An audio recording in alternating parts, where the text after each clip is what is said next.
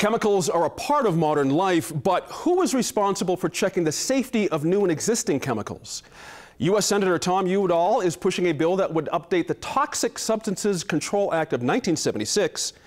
Senator Udall says the Environmental Protection Agency needs more power to regulate chemicals like asbestos, arsenic, formaldehyde, and BPA. He sat down recently with our correspondent Gwyneth Dolan to talk about the details of the legislation. Senator Tom Udall, thank you so much for being with us today. It's great to be with you. You're co-sponsoring a bill that would give the federal government more power to control dangerous chemicals in our environment. But it's controversial, in part because it would take some of that power away from states. Why do we need to change the way things work now? Well, the reason we need to change things from the way we are right now is a state like New Mexico and New Mexico families don't have anybody working for them in terms of protection on chemicals. And why do I say that? New Mexico doesn't have an equivalent of an EPA. We don't have an agency that's kind of the top cop in the state to look at chemicals. You know, most people think that if you go to a grocery store or go to a hardware store, that the products you buy, they've been tested and they're safe and it's okay to use them. That's not the case. And in fact, the federal government since 1991 has been unable, because of a court ruling, to even act upon the most dangerous chemicals, carcinogens like asbestos.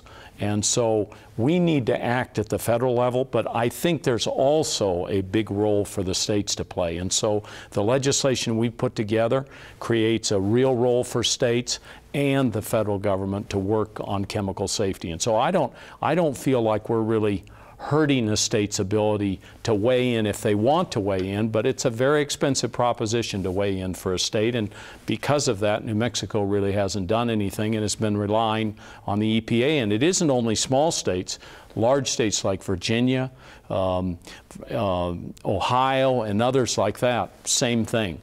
They haven't even bothered to set up a chemical testing agency. But there are some states that are pursuing this aggressively, like California. Yes, yes. And the California delegation has been very critical of this bill because they say they want to be able to act because they have the power, they have the expertise, they can.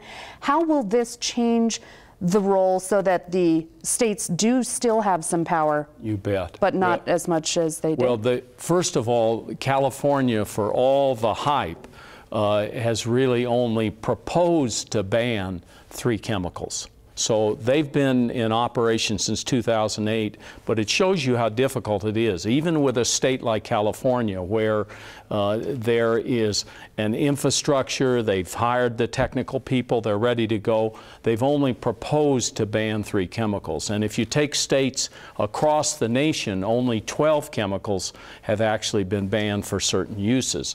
And so what we have is a vast amount of chemicals, 84,000 in that range. They're existing out in commerce, 1,000 coming on every year, and we are helpless at the EPA to really take a hard look at those. And that's what our bill does. And to get back to your final question, we allow a state, even when EPA is looking at a chemical, there's a waiver process so that California can say, we want to look at that chemical too. And so they can get a waiver and continue to look at it while the federal government's looking at it. I don't think that's the most efficient way to go. I would rather have the states working on their set of chemicals and the federal government working on theirs. There's plenty to work on over the next generation. And your proposal, you know, you said there's 80-some thousand. 84,000. But your proposal would have the EPA look at only 25 in the first few years? Well, we're trying to push them now. We've actually,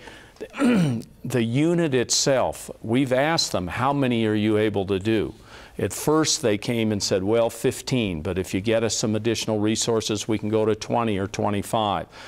We've got an additional $25 million a year that the chemical industry is paying into the pot that allows them to do more. And so I'm going to be pushing for them to do as many as they can with the people they have, and I hope that we can have the states work side by side with the federal government to cover the other chemicals. I mean, we know from what's happening around the world, what are some of the most dangerous, but we're not doing anything here, and so we need to act upon those, and there's a big role for both the state and the federal government to do that. Your plan has been supported by some of the environmental groups, like the Environmental Defense Fund, who say the bill could be better, but it's a big step in the right direction, and it's a pragmatic approach. Some others, like the Natural Resources Defense Fund and a big coalition therein, say it's too much compromise.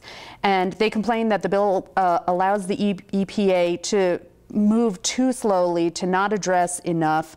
Why can't we move more quickly at the EPA? Is it just a question of giving them more money? They can do nothing now. So first of all, let's state it the way it is, which I know that you understand this, but the EPA is unable now to even tackle asbestos. And so what we need to do is get them up and running. Then the issue is how many chemicals can they do a year? As I said, we're putting in $25 million a year. Is this just an issue of how much EPA can do at one time, or is this also the chemical industry saying we don't want so many at a time? Chemical industry doesn't have anything to do with it. This is really the capability of the agency we have in place and ramping it up as quickly as we have to do as many chemicals as they can, and also preserving a role for the states, which hopefully the two working together will cover many more chemicals than the 25 to 30 to 50 a year that we're hoping for. But we have nothing now. I mean, what you have to realize is, you know, we have a Republican Congress, we have a Democratic president.